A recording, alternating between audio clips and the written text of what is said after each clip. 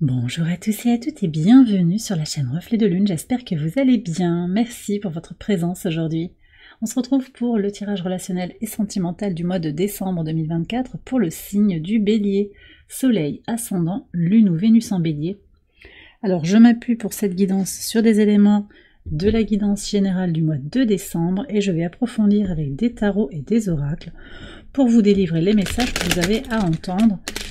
Si vous êtes en quête de réponses sur des questions qui touchent le relationnel, professionnel, amical, familial, mais également sur le plan sentimental, que vous soyez célibataire, en couple ou dans des situations difficiles.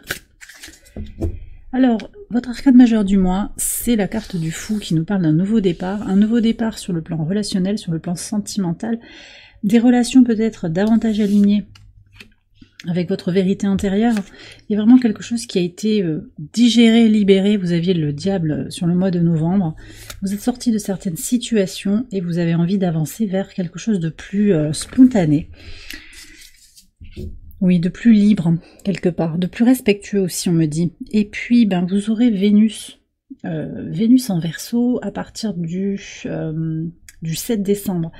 Donc, on a un vent de liberté ici dans tout ce qui va concerner le relationnel, l'amour que l'on peut donner et recevoir. Il pourrait y avoir aussi des surprises qui viennent vers vous sur des rencontres, d'accord? Alors peut-être au travers d'un voyage, on voit que l'entourage proche est impacté par votre capacité à rayonner dans le monde, et puis aussi peut-être par rapport au déplacement que vous avez envie de faire. Alors c'est pas forcément très loin de chez vous, mais il y a quand même cette notion de déplacement qui est là. On va voir ce que vous avez en plus. Vous avez la reine d'épée. Ok, donc je pense aussi qu'il y a un message de leçon qui a été intégré par rapport à l'entourage proche. On clarifie, on ouvre l'espace. Clairement, il y a beaucoup de rencontres, peut-être beaucoup de monde autour de vous, des possibilités accrues de rencontrer du monde, mais vous allez être quand même assez exigeant sur le type de personne avec qui vous avez envie de passer du temps. Vous voyez, il y a quand même une vision plus claire aussi de ce que vous voulez, un équilibre plus fort entre votre désir d'expression, vos besoins émotionnels. C'est le mot exigence en fait qui vient. Alors quel est le conseil là par rapport à l'entourage proche? Oui, de toute façon vous allez avoir des opportunités pour rencontrer du monde, et puis pour faire du tri, je pense, autour de vous si vous en ressentez le besoin. On me dit de vous préciser, toute invitation est bonne à prendre. Après, vous faites comme vous le sentez, mais je vous sens prêt à sortir, prêt à bouger, à accepter les invitations pour rencontrer de nouvelles personnes, pour aussi découvrir des personnes qui sont alignées avec votre vision de la vie, votre façon de rire, vos centres d'intérêt. Il y a vraiment ça aussi. Ok, alors sur la vie sentimentale à proprement parler, vous avez la passion avec le cavalier de bâton, il y a possiblement quelque chose de passionné, de passionnant qui entre dans votre vie. Une rencontre, oui, clairement, on me dit pourquoi pas, certains n'y croient pas forcément, mais oui, il y a une rencontre possiblement. Une connexion aussi à des relations, alors peut-être dans une relation existante, quelque chose d'un hobby commun, une passion commune. Alors, on a le 2 d'épée. Oui, mais ce que j'avais en fait, c'est ça. C'est qu'il y a peut-être plusieurs situations, peut-être plusieurs options aussi. Beaucoup de sollicitations pour certains d'entre vous sur ce mois de décembre. Et vous allez être amené aussi à décider quelque chose, à trancher, à choisir. Peut-être vous êtes entre deux situations, entre deux relations. Il y a peut-être une histoire de tierce aussi dans votre entourage. Ça peut être le travail, la tierce, c'est pas forcément une triangulaire avec une autre personne, mais voilà. Ce qui ressort quand même aussi avec la reine d'épée et le 2 d'épée, c'est qu'il y a quelque chose à trancher. Alors, est-ce qu'on peut en savoir un petit peu plus, s'il vous plaît, sur ce qui se passe là?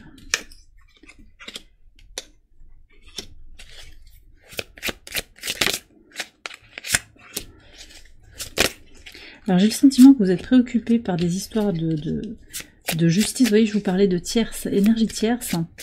Ça peut être des histoires de justice, des histoires d'argent, des problèmes de perspective aussi par ailleurs qui peuvent peser en fait. Oui, il y a des problèmes administratifs là. C'est pas pour tout le monde, mais il y a des problèmes qui pèsent en fait sur votre couple ou sur votre capacité à vous investir dans des rencontres. Mais vous êtes guidé quand même. Vous allez faire les bonnes rencontres, je pense, au juste moment. D'accord? Ou peut-être au moment où vous y attendez le moins, où vous êtes le moins préparé, apprêté. En particulier si vous êtes... on dit si vous êtes sentimental. Je sais pas pourquoi on me dit ça.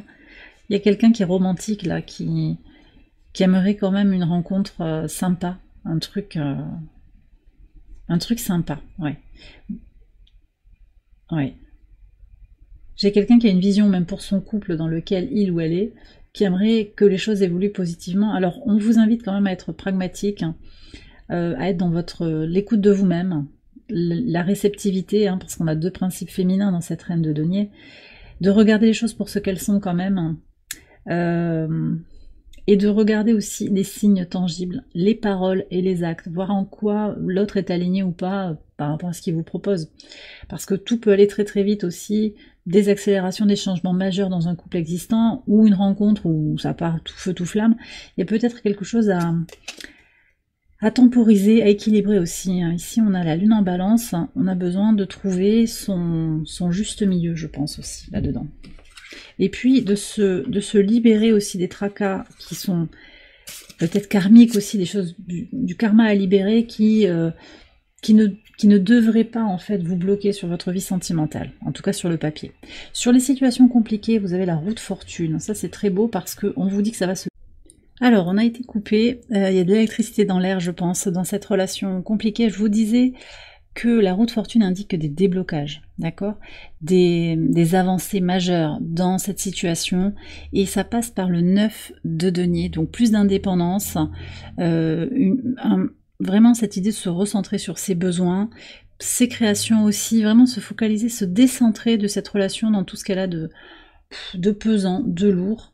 On va aller voir avec les archétypes un petit peu, si on peut en savoir un petit peu plus, mais en tout cas, voilà, je reçois ça. Donc ça va bouger, ça va se débloquer, puis il y a quelque chose qui est lié au timing divin quand même, et vous allez lâcher prise sur l'issue d'une situation, sur le pourquoi, sur le comment, ça peut se dérouler, quand. On est vraiment dans une idée aussi de laisser la chance un peu faire son travail, quoi, en fait, venir à vous.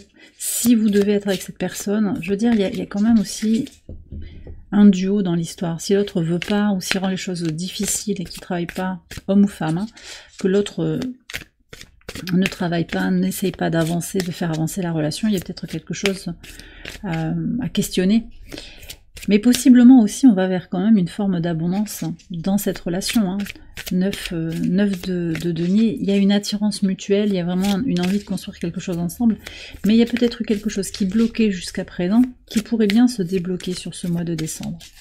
Alors je vais prendre le tarot pour regarder les personnes qui viennent vers vous sur le plan archétypal, on va aller voir ça. Il y a du monde. Il y a beaucoup de monde. Je vous ai dit, vous rencontrez de nouvelles personnes. Alors, je ne sais pas si vous allez faire un voyage ou si vous faites des soirées sur le mois de décembre. La reine de denier. Vous avez une énergie taureau là qui arrive. Taureau capricorne surtout et vierge également. On a quoi? Le 4 de bâton, on a l'énergie du bélier. On a l'énergie des poissons aussi, cancer, scorpion. Il y a beaucoup de monde. Signe de terre très très fort. Qu'est-ce qu'on a encore? 5 d'épée, le 4 de denier. Il y a beaucoup de signes de terre qui vont peut-être revenir vers vous. Enfin, beaucoup. Pour un grand nombre d'entre vous, il y a des signes de terre, ou en tout cas des personnes qui ont un côté terre à terre, pragmatique, qui gèrent peut-être leurs affaires aussi. On est vraiment sur les archétypes là, hein, d'accord? C'est pas des descriptions de personnes associées au signe de naissance, mais ça peut être des indications au niveau du signe et au niveau du profil de la personne. Donc je vois ces groupes et beaucoup de monde et peut-être même trop de sollicitations, on ne sait pas trop où donner de la tête. Je vais prendre un conseil déjà sur cette idée-là, qu'il y a beaucoup de monde. Qu'est-ce que vous avez à savoir? Ok, donc peut-être encore une fois faire le tri. Parce qu'il y a de belles rencontres, mais vous ne pourrez pas démultiplier votre temps de présence, vous ne pourrez pas donner autant d'énergie à chacun d'entre eux, vous voyez. Et puis vous préservez. Vous préservez, puis priorisez aussi des personnes qui ont un peu la même vision que vous, qui partagent une expérience commune avec vous. C'est ce que je reçois. Après, vous gardez votre libre arbitre, vous le savez.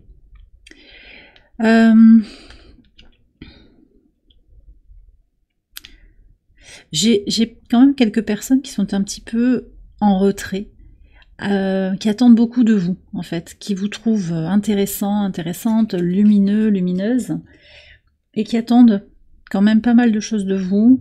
Peut-être quelqu'un qui est un peu sur la défensive aussi, parce que il ou elle vit des choses difficiles, mais je pense qu'il y aura des personnes aussi très positives, très joyeuses, en particulier un groupe d'amis avec un hobby commun.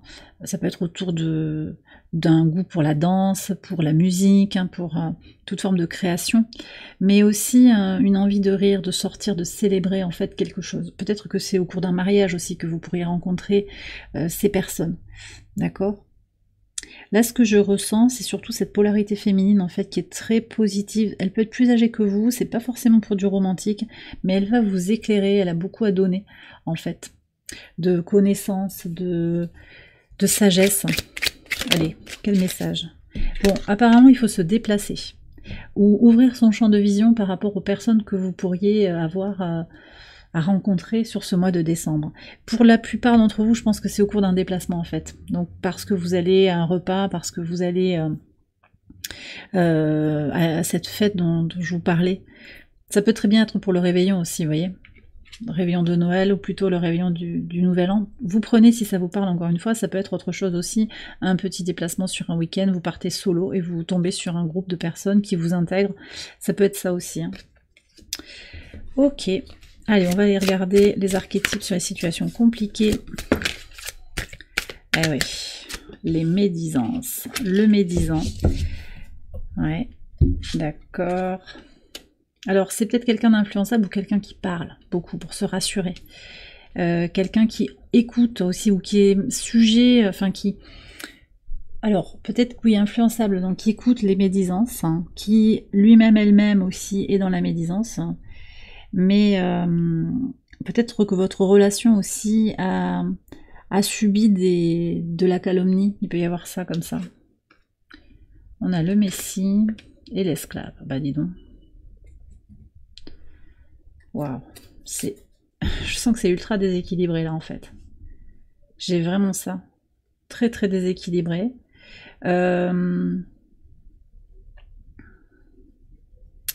J'ai quelqu'un qui est dévoué en fait, mais peut-être trop dans le sacrifice. Hein.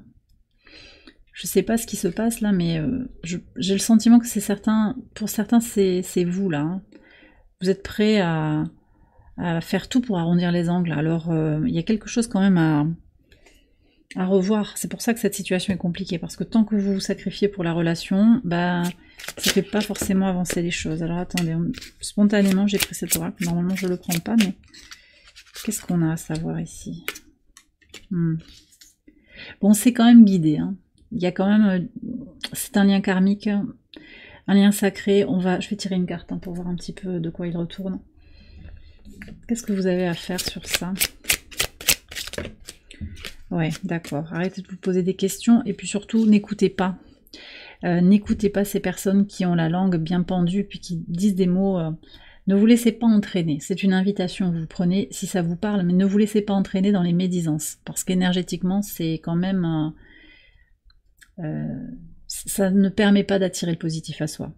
Et au contraire, rayonnez de votre belle lumière, confiance en vous-même, agissez aussi au service de ce qui est important pour vous. Voilà. Ça peut être cette relation aussi, mais il y a besoin de prendre de l'indépendance par rapport à quelqu'un qui essaye de manipuler avec les mots. Ça peut être la famille, ça peut être une situation tierce aussi. Hein.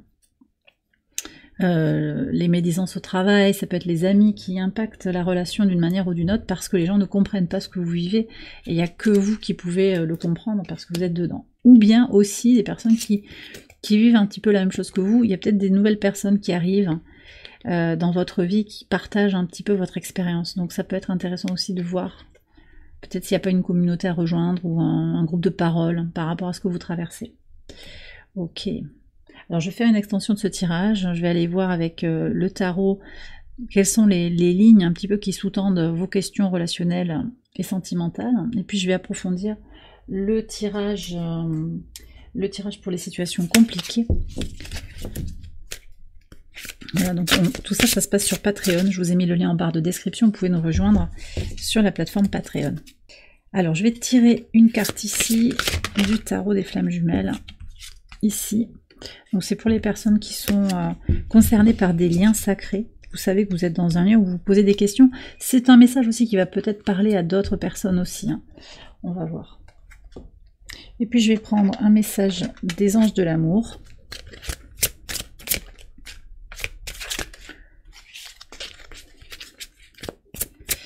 Alors, on me dit, t'es là, t'es plus là.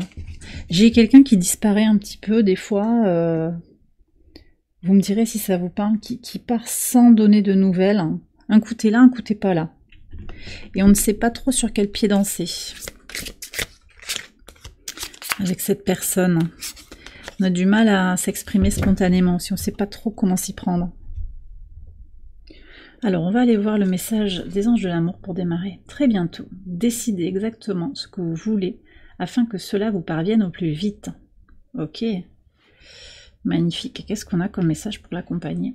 Mon troisième œil est un canal ouvert à la connaissance universelle. Alors, bon, c'est vrai qu'en étant au clair avec vous-même, et intuitivement vous le sentez, quand vous êtes au clair avec vous-même, vous avez tendance à attirer à vous des expériences positives.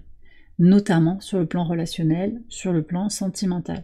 Si vous êtes dans le pessimisme, ça peut être un petit peu plus compliqué, d'accord? Parce qu'énergétiquement, vous allez être dans des vibrations négatives. Donc c'est à considérer et à être optimiste. Et puis, décidez exactement ce que vous voulez. Parce que si vous êtes dans l'hésitation, ben vous vibrez l'hésitation et vous recevez l'ambiguïté énergétiquement. Donc vous ne recevez pas des personnes qui sont claires avec elles-mêmes, ou vous recevez différentes personnes en fait, et puis on vous demande de choisir, et c'était quand même votre message ici. Hein. C'est peut-être aussi parce que vous n'êtes pas complètement sûr sur certains plans, sur le plan romantique en particulier, que ben, vous ne faites que des rencontres pour certains qui sont ambigus, ou voilà, ou des personnes complètement opposées, où votre cœur est pris entre deux hommes, deux femmes, deux individus, et c'est impossible de choisir. Donc il y a peut-être quelque chose à clarifier aussi sur le plan mental. Pour les liens sacrés, le libre arbitre. Ça, c'est une très très belle énergie. Chacun dans ce lien exerce son libre arbitre toujours, et ça vous permet d'apprendre en fait. Au travers du libre arbitre, vous faites vos choix conscients, et ben, vous voyez ce qui se passe après. Il n'y a pas de mauvais choix. Il n'y a que des choix qui mènent à des leçons, à des choses qui permettent d'apprendre, de comprendre mieux, d'intégrer les lois universelles, mais aussi, vous voyez, avec le monde, je vous ai dit, vous avez appris des choses, vous comprenez petit à petit des choses sur le plan relationnel, y compris dans ce lien sacré, parce qu'il y a quelque chose quand même à en comprendre dans tout ce qu'il a de divin, et qui n'est pas toujours magnifique, et les bisounours et les petits oiseaux, hein, ça peut être... Mais vous êtes libre, et l'autre aussi est libre d'exercer son libre arbitre. Waouh, voyez. Alors peut-être qu'on se retrouve, je vous lis la phrase et je vous explique. Je choisis des partenariats qui honorent ma véritable essence. Et peut-être que vous êtes actuellement dans un lien qu'on peut étiqueter, c'est toujours délicat de mettre des étiquettes, mais le lien sacré, flamme jumelle, âme sœur, et pourtant il y a de la toxicité. Donc en fait, quand il y a de la toxicité, vous êtes appelé en fait à vous prioriser et à mettre vos limites, à vous détacher peut-être de ce lien. C'est pas parce qu'il est sacré, et on me bloque le chakra de la gorge. Ouais, on veut pas que je vous le dise ça. C'est l'ego ça, qui veut garder cette idée que on doit se sacrifier pour la relation. Pas du tout. D'accord? Vous repositionnez, vous recentrez sur vous, ça doit vous permettre aussi d'abord de prendre soin de vous, de ne pas être dans le sacrifice, d'être dans des partenariats qui honorent votre véritable essence, donc de vous respecter aussi, de vous aimer profondément. Cette idée d'exercer votre amour inconditionnel pour vous-même, ça demande de se prioriser. Et ça permet à l'autre aussi, énergétiquement, parce que vous vous aimez, vous vous respectez, de revenir avec de nouvelles intentions, d'exercer son libre arbitre, d'aller faire ses expériences, et de revenir vers vous quand il ou elle sera prêt, sera prête, en particulier pour les flammes jumelles, hein, si ça vous parle. Ouais. Et bien voilà les béliers, j'ai terminé votre tirage, j'espère qu'il vous a éclairé. Si c'est le cas, je vous invite à liker les vidéos, à vous abonner, à partager, à commenter. Vous pouvez également aller voir les autres vidéos de cette série. pour votre ascendant, votre lune ou votre Vénus. Je vous invite également à nous rejoindre sur Patreon pour l'extension de cette vidéo et de toutes les autres vidéos que je publie. Tous les tirages mensuels, les tirages concernant le transit de Pluton aussi sont en format étendu sur Patreon. Le lien est en barre de description. Excellent mois de décembre à vous tous et à vous toutes. Je vous embrasse bien fort et je vous dis à très bientôt pour les prochaines vidéos. Bye bye.